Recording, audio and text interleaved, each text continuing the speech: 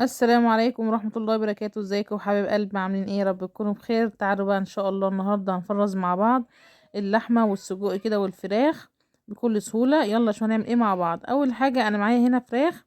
انا جايبة كده فراخ بيضة، جايبة معايا كده حوالي 7 فرخات، ومش كبيرة أوي ولا صغيرة، في المعقول وسط. وجايبة كده 5 كيلو من اللحمة البلدي مفرومة، وجايبة كده كيلو من السجق.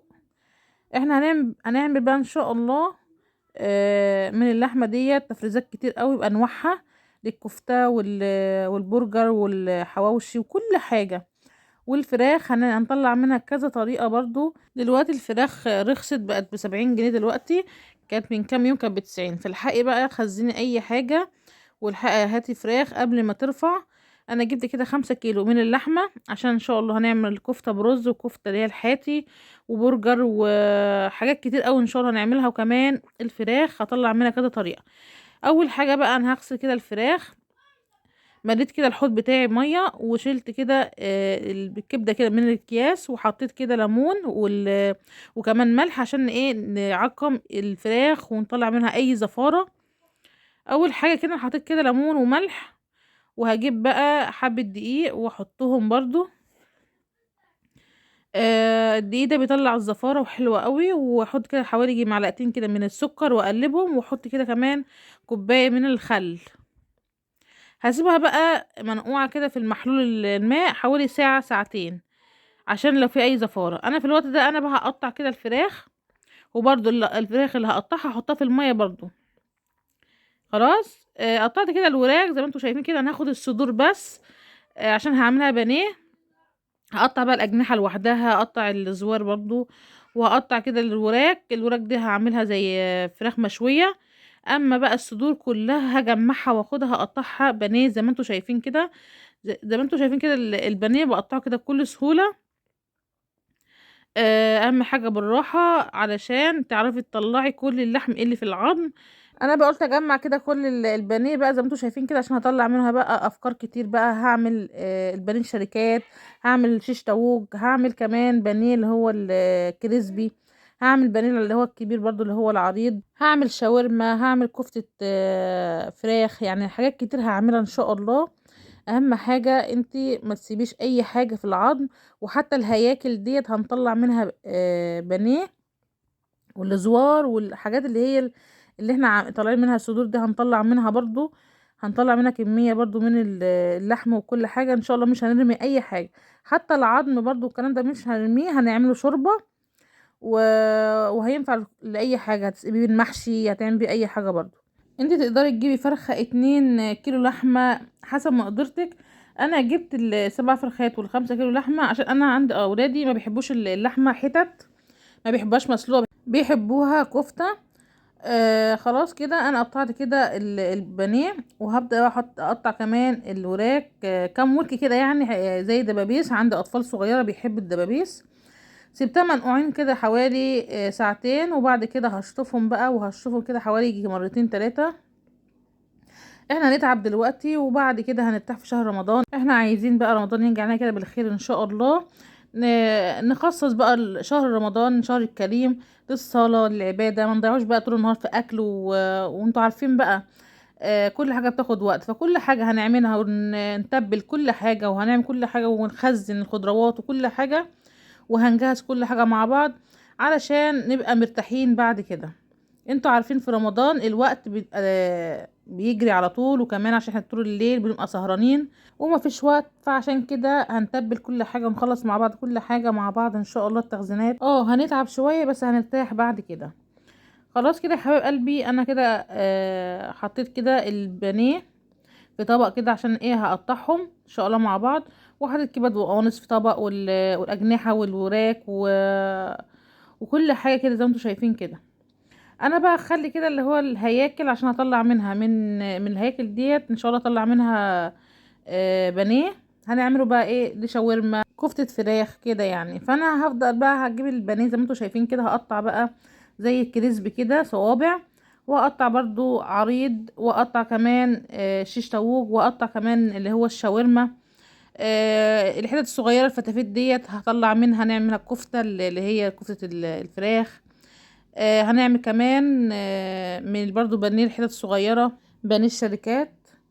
ان شاء الله هنعمل مع بعض كذا وصفة، علشان ان شاء الله شهر رمضان ان شاء الله كل يوم، عشان انت عارفة في اطفال وكده، فلازم تأكليهم كل يوم عشان هيصوموا. فان شاء الله الفراخ واللحمة انا جايباهم دولت، فان شاء الله شهر رمضان كل يوم هأكلهم بقى ايه حاجة مختلفة بقى عشان هيصوموا، لحمة وفراخ وكده. والسجق برضه هقسمه، والكبد والقوانص، فكل حاجة هيبقى ايه وجبة مختلفة عن التانية. زي ما انتوا شايفين كده انا بقطع كده زي ما انتوا شايفين، برضو شاورما، اي حاجه لو فيها عضمايه شيليها. وهعمل برضو كده شيش طاووق، قطعي بقى التقطيع اللي انت عايزاه.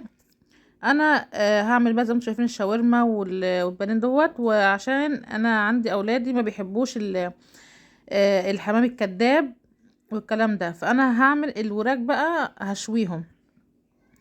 فانا بقى استخدمت بقى كل الصدور، انا كنت شايله فرختين قلت اسلقهم بالصدور بتاعتهم، فقلت لا، استخدمت بقى الصدور كلها، الصدور بقى عشان ايه اطلع منهم بقى كل حاجة يعني، بدل ما اروح اشتري بانيه لوحده، لا انا خليت بقى ايه الوراك اخليها للشوي او للسلق. خلاص. بعد كده بقى هجيب بقى ايه زي ما انتوا شايفين كده الهياكل اللي طلعت من الصدور، فيها كمية لحم كتير قوي. فانا طلعت كده منهم يعني يعني حوالي طلعت منهم يجي نص كيلو. انا لو كنت طلعت كل الكمية اللي في الهياكل كنت طلعت كيلو بانيه. انا دوت بقى هعمل بيه ايه بقى، ممكن اعمله كفتة، ممكن اعمله اكمل عليه بقى واعمله اللي هو البانيه الشركات. استغلي اي حاجة تطلعيها من الفراخ. حابة انت بقى تخلي الهياكل كده تسلقوها زي وجبة، تمام. لكن انا قلت اطلع منها فيها حتت كبيرة، يعني فيها حتت عريضة كده، فقلت اطلعها واعملها. وكده كده اصلا هي فيها لحم كمان، انا ما طلعتهاش كلها. انا لو طلعت البانيه كله واللحم اللي في الهياكل هطلع لك كيلو بانيه. خلاص. اي المحلات اللي في بتاعه الفراخ بيطلعوا الزوار والاجنحه والحاجات دي كلها، فبيعملوها منها شاورما. فانت طلعي قد ما تقدري طلعي. انا خليت الاجنحه عشان هعملها في وجبه تانية. زي ما انتوا شايفين كده خلاص خلصت كده الفيديو بتاعي. كده بقى الوراك دي كلها عملت كده 3 اطباق، يعني كل طبق وجبه. يعني قسمتهم كده على 3 اطباق كبار. وكمان الاجنحه حطيتها زي ما انتوا شايفين كده في طبق، قلت برضو هعملها في صينيه بطاطس. وكمان الكبد والقوانص برضو هعملها زي برضو في وجبه. ده البانيه اهو العريض اللي انا قلت لكم عليه، ده هعمله برضو في شطار. و... وعملت كمان البانيه اللي هو الكريسبي برضو الصوابع، التقطيع اللي انت عايزاه اعمليها. وعملت برضو اللي هو الشيش طاووق، ماشي. مكعبات، مهما حاجه اعمليها تخينه عشان تعمليها في السيخ بيبقى جميله قوي، جربوها. وكمان عملت كده الحته الصغيره شاورما، هتعملي كفته فراخ، هتعملي بانيه الشركات.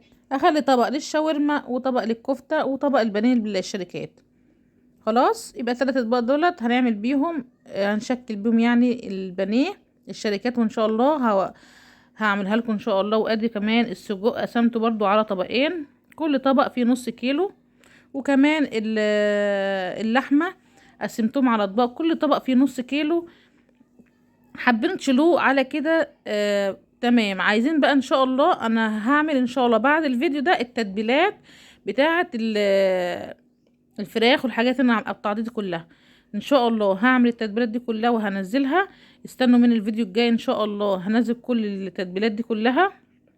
عايزين بقى تشيلوا الحاجات زي ما انتوا شايفين كده في الفريزر على طول، او عايزين تتبلوها ان شاء الله انا هعمل فيديو ان شاء الله بعد دوت التتبيله ازاي، وهعرفوا كل حاجه تعملوها والكفته الرز وكل حاجه ان شاء الله. لو انتوا عايزين تشيلوها زي كده تمام، بس الاحسن طبعا تتبلي كل حاجه عشان ترتاحي بعد كده. لو عجبكم بقى يا حبايب قلبي الفيديو بتاعي ما تنسوش تشتركوا في القناه وفعلوا الجرس علشان يوصلك كل جديد. واحلى لايك كده احلى خد في الدنيا. والسلام عليكم ورحمه الله وبركاته.